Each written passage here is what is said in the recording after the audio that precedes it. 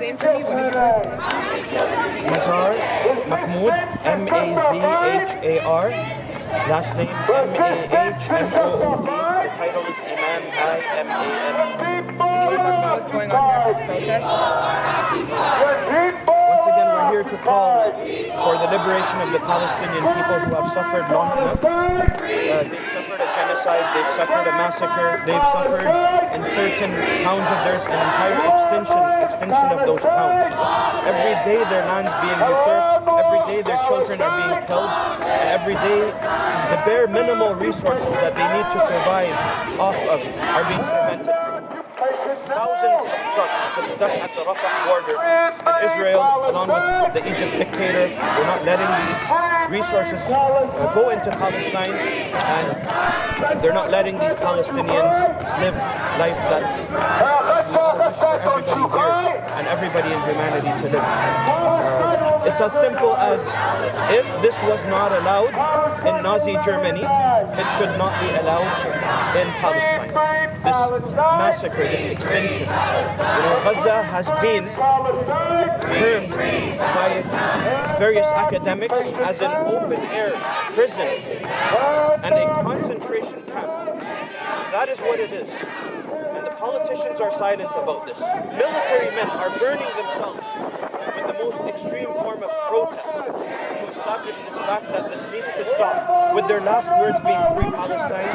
Yet at times the world is not waking up. The political world is being misled and funded or bribed, I should say, by regimes or organizations, dark organizations like AIPAC and the Zionist lobby. And at the end of the day, gold matters more than a soul. And how do you think this is going to help impact what is going on in Palestine? I said this and I'll say it again, that at the end of the day, if we can't change the world, we will not let the negativity of the world change us. And if a single soul benefits from our demonstration here today, that is worth more to us than all the gold and silver in this world.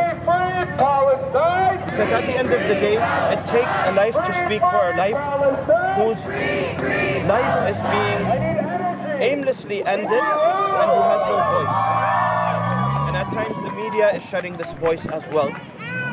Like, for example, the voice of our hero who literally burned himself to death, with this extreme form of protest. And his words were free Palestine, but yet you hear barely any politicians commenting upon this active member, a serviceman who's serving his country and wanting this genocide to end. So most definitely it is our part to speak and voice our concerns and to scream and to shout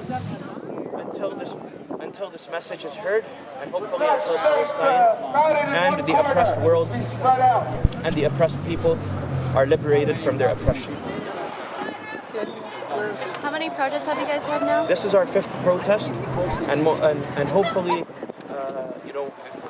we aspire that these protests actually serve as giving a message to City Council who rejected the ceasefire proposal, that this is what the people are all about.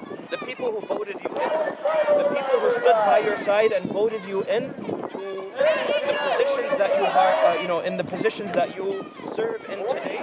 This is what they represent. This is what they want. So support the people, support the voice, and be the people's leader at the end of the day. As we head into an election year, what would you say about that going in? Most definitely, my opinion is one of those rare ones where I believe that a trajectory of success perhaps requires decades. So it is my understanding now that we need to move out from the norm, from people who are supported by huge lobbying organizations, and we need to move towards perhaps independent candidates, who are there to serve and serve again and continue to serve, the people, as well as they take the people's interest and their humanity into consideration rather than a buck that they're getting from some lobbyists who don't even care, a penny's worth about humanity. And as people watch this and watch what's going on right now in Palestine, what can we do here at home?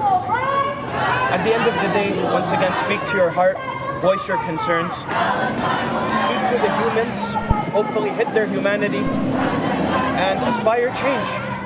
I always say, if you have the ability to write, you write. If you have the ability to go on TikTok and you have a mass following, rather than dancing around, give a message of hope, give a message of humanity, speak to the liberation of the Palestinian people. If you're a content creator or a media expert, or if you serve as an authority in society, do whatever you can that is in your capacity. And don't care about what people have to say who are against the causes of humanity. Because at the end of the day, we have a proverb in the Arabic language which says, كلام الناس لا انتهاء له. The negative talks of people will never end. So let your positivity be the treasure that you push forth in society and bring change.